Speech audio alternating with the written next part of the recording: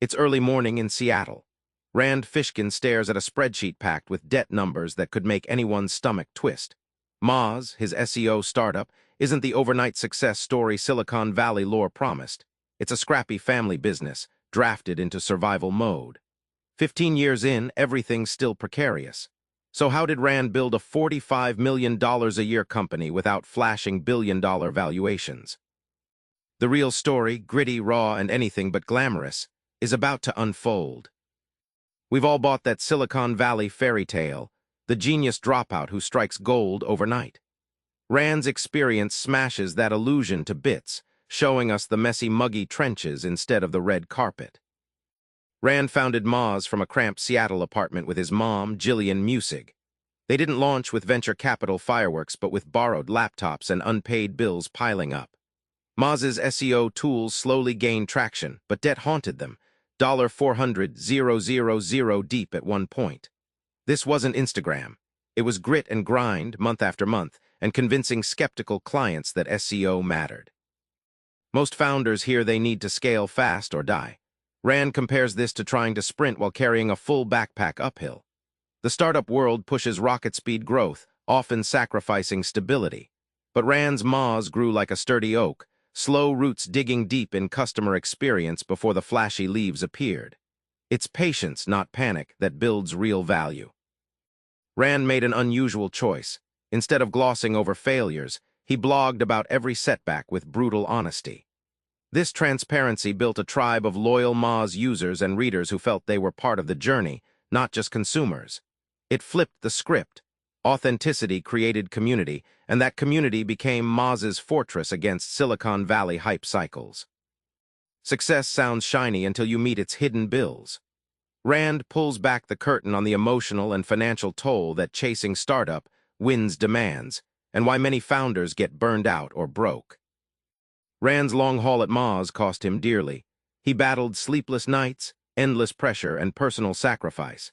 He recalls nights staring at profit sheets, wondering if the price of success was his sanity. His candor highlights that startup glory often masks exhaustion, strain, and sacrifice no business school textbook teaches. Early on, Moz raised venture capital with hopes of quick scaling. But that money came with strings. Investors expected exponential growth, pushing Rand to compromise long-term stability for short-term gains. He likened VC pressure to a freight train running too fast on fragile tracks, fraught with risk of derailment, and that train nearly wrecked Moz's culture and vision. At a critical moment, Rand realized that losing absolute control over Moz's direction was both terrifying and enlightening. Relinquishing some power allowed Moz to stabilize and focus on core customers instead of chasing impossible market trends. It was a humbling pivot from founder ego to sustainable leadership, a rare and crucial insight few admit. Rand's antidote to the hype cycle isn't just wisdom. It's a playbook for change rooted in honesty, sustainability, and real relationships with customers and employees. Instead of hypergrowth hype, Rand focused on creating Moz's unique culture, an emphasis on transparency, employee well-being, and customer respect. Free offices, plants, flexible work schedules, and radical honesty became Moz's signature. This culture fostered loyalty that weathered market shifts and tech trends, proving that a happy team creates a resilient company. Rand didn't chase vanity metrics like sky-high valuations or massive user counts.